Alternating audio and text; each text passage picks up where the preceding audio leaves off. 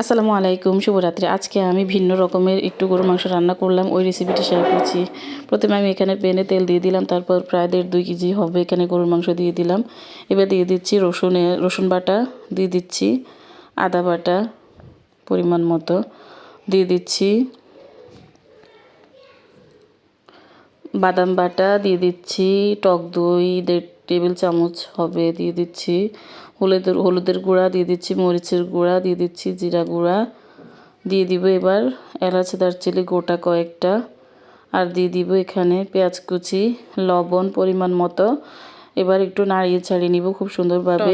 আর tomato দিয়েছি কয়েক টুকরো, এখানে প্রায় 1-2 মতো ছোট। তারপর আমি একটু ঢাকনা দিয়ে ঢেকে দিব কিছুক্ষণের জন্য।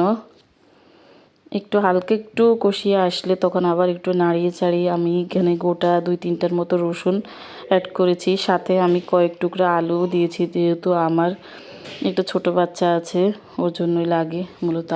আর এমনিতে তো আলু গরুর মাংসের সাথে দিলে এমনিতেই ভালো লাগে। কার কীরকম লাগে জানি না, অবশ্যই জানাবেন। তারপর আমি একদম আর একটু ঢেকে দিয়ে নাড়িয়ে চাড়িয়ে নিব। এবার শেষ পর্যায়ে একটু হওয়ার কিছুক্ষণ আগে আমি গরম মশলা দিয়ে দিব ঘরোয়া। তারপর নাড়িয়ে চাড়িয়ে একদম রান্নার জন্য পানি দিয়ে দিব, একসাথে ঢাকনা দিয়ে রেখে দিব। তারপর কিছুক্ষণ পরে গোটা কাঁচামরিচ 4-5টার মতো দিয়েছি, তারপর একটু ঢেকে রেখে দিব। আর লাস্ট পর্যায়ে দেখিয়ে দিচ্ছি,